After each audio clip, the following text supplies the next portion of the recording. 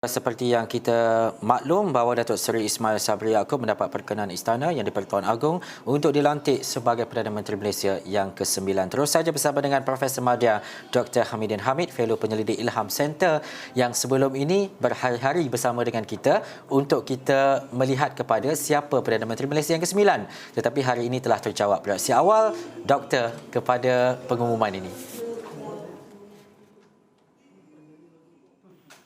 Bagi kebanyakan rakyat Malaysia, kenyataan yang dikeluarkan oleh Istana Negara hari ini mengesahkan apa yang telah dijangkakan saya kira hampir 2 hari kebelakangan ini, iaitu pelantikan Datuk Seri Ismail Sabri sebagai Perdana Menteri Malaysia. Sungguhnya bagi kami penganalisa, kami sudah menjangkakan keputusan ini memandangkan melihat kepada penyatuan kumpulan parti daripada Barisan Nasional, Perikatan Nasional dan lain-lain yang memberikan sokongan yang jelas kepada Datuk Seri Ismail Sabri.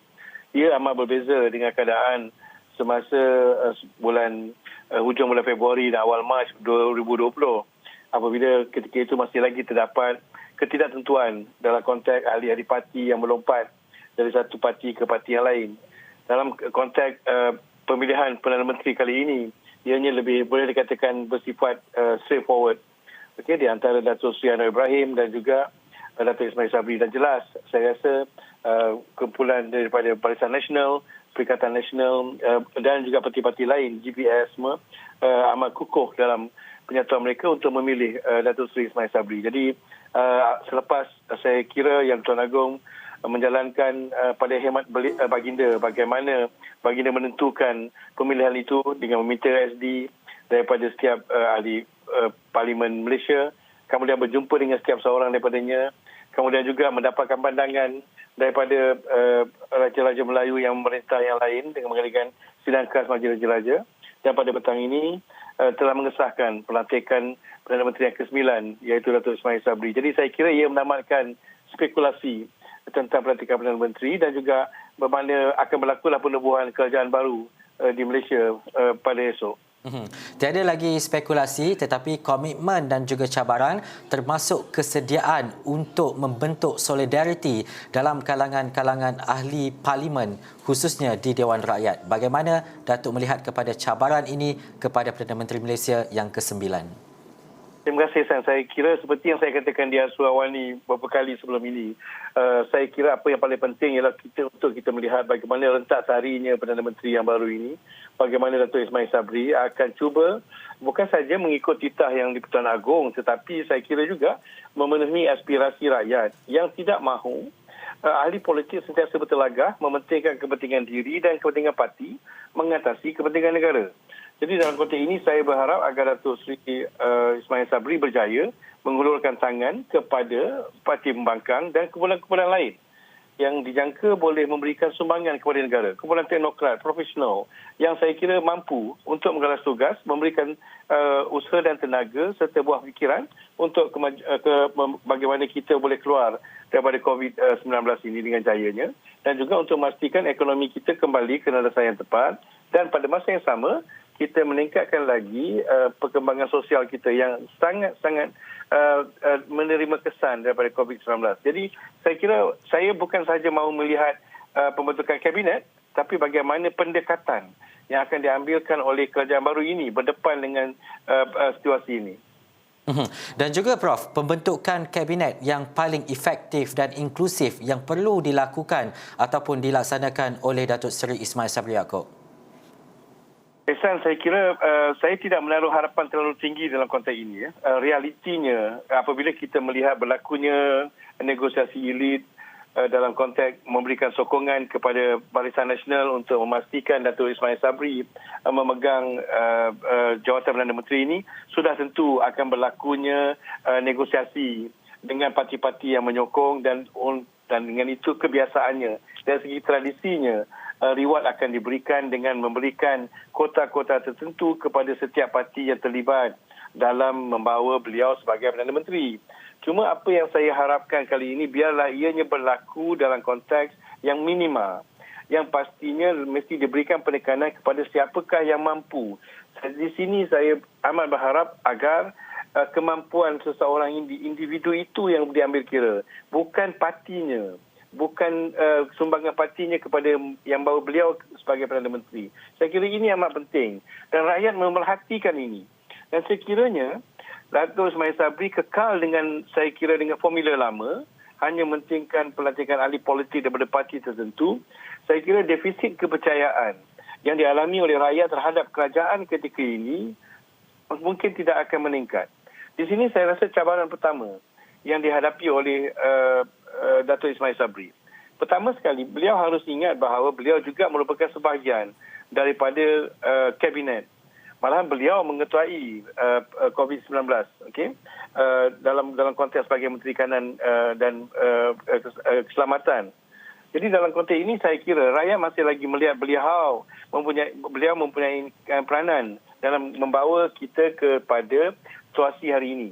Jadi cabaran kepada beliau ialah untuk menangkis, untuk mengikis pendapat bahawa beliau gagal. Kerana itu tanggapan ramai yang melihat kepada kerajaan sebelum ini, yang melihat mengapa dengan pelonjakan kes, dengan kawalan pergerakan yang berlanjutan dan sebagainya. Jadi dalam konteks inilah saya kira Datuk Ismail Sabri seharusnya berhati-hati untuk memastikan bahawa beliau, saya kira, mementingkan tentang stakeholders yang paling besar. Bukannya parti politik, tetapi ialah rakyat. Itu stakeholder yang terbesar dalam konteks politik di Malaysia. Jadi saya kira sudah tentu beliau akan cuba mengimbangkannya dengan koalisi parti-parti yang membentuk kerajaan. Tetapi pada masa yang sama, saya kira kepentingan stakeholder terbesar rakyat itu jangan diketepikan kerana ia akan memberikan impak yang sangat besar dalam usaha kita keluar daripada COVID-19 ini. Dan juga Prof, mungkin wujudnya tuntutan-tuntutan jawatan dan sebagainya daripada parti-parti politik yang menyokong Datuk Seri Ismail Sabri Yaakob khususnya, dan bagaimana untuk mengelakkan perkara ini berlaku dalam keadaan ataupun suasana yang mungkin menekan Datuk Seri Ismail Sabri sebagai Perdana Menteri. Sudah tentu, seperti yang saya katakan tadi, itu adalah kita katakan asam garam dalam konteks politik. Saya kira Datuk Ismail Sabri bukan sahaja akan diberikan tekanan oleh parti-parti yang bekerjasama dengan parti beliau. Beliau juga saya kira akan menerima tekanan yang amat besar daripada UMNO. Terutamanya UMNO yang melihat ini merupakan laluan kembali mereka ke puncak kuasa yang telah dinafikan oleh rakyat. Okay? Itu yang paling penting. Dinafikan oleh rakyat pada 2018.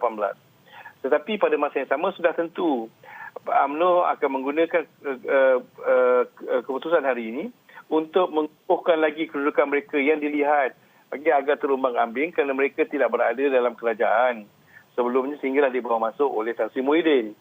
Jadi ketika ini saya kira ramai orang UMNO akan mengadakan kenduri kesyukuran, merasakan bahawa mereka telah kembali bertampuk kuasa. Tapi saya suka menasihatkan bahawa keadaannya tidak sama dengan sebelum 2018. Ketika ini, Datuk Ismail Sabri tidak mempunyai kemewahan apa yang dialami oleh pemimpin UMNO sebelum ini. Beliau terpaksa menerima hakikat bahawa kedudukan beliau itu disanjung, didukung oleh parti-parti yang lain. Jadi negosiasi ini yang akan menyebabkan saya kira keadaan tekanan politik terhadap Datuk Seri Ismail Sabri akan tinggi. Maknanya beliau bukan saja menerima tekanan daripada dalam, tetapi juga daripada luar parti.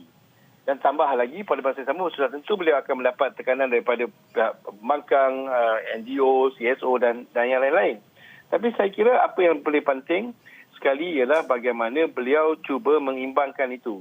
Dan saranan saya ialah supaya beliau memikirkan tentang stakeholders yang paling besar, iaitu rakyat. Saya kira dengan mengambil jalan itu lebih mudah untuk beliau mengimbangkannya dengan demand permintaan daripada setiap parti politik. Jadi saya kira itu yang penting. Kerana seperti yang ditetapkan oleh Tuan Agong, winner will not take all, tidak ambil semua dan kalah tidak kalah semua. Jadi dalam konteks inilah saya kira mungkin dalam konteks kabinet beliau akan mengambil mengikut tradisi.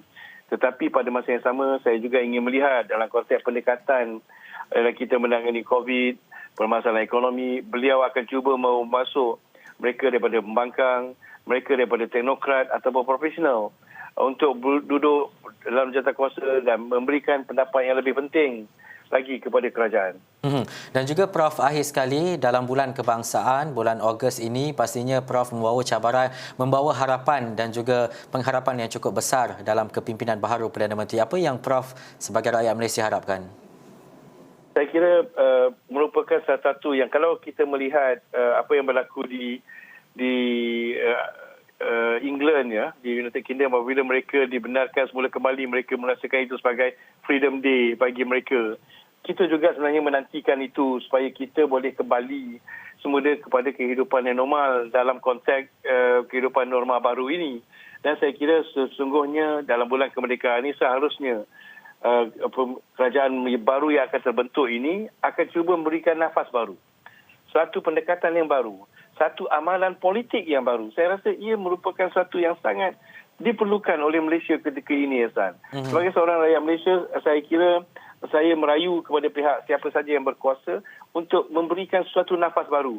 Janganlah amalkan lagi politik lama, tapi fikirkanlah bahawa bagaimana kita boleh membentuk struktur baru, budaya baru, amalan baru, pendekatan baru dalam mengamalkan politik. Dan ini saya kira amat penting bagi memastikan kita sebagai sebuah negara bangsa mampu berdepan dengan cabaran COVID, apa saja cabaran.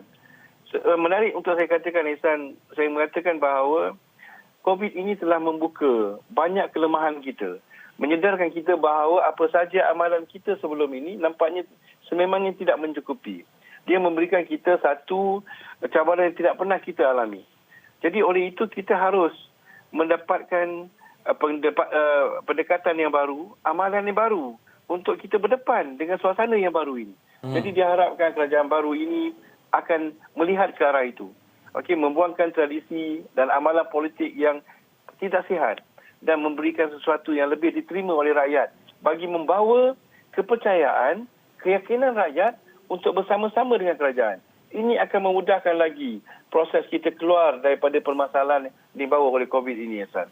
Membawa kepercayaan yang baharu dalam suasana yang baharu bersama dengan Perdana Menteri Malaysia yang baharu. Terima kasih saya ucapkan kepada Prof atas diskusi itu tadi, dan pastinya perkara ini nanti kita akan bincangkan lagi selepas ini anggota-anggota kabinet yang kita nak lihat, dan ini juga penting untuk kita fahami dan juga kita telusuri dari semasa ke semasa.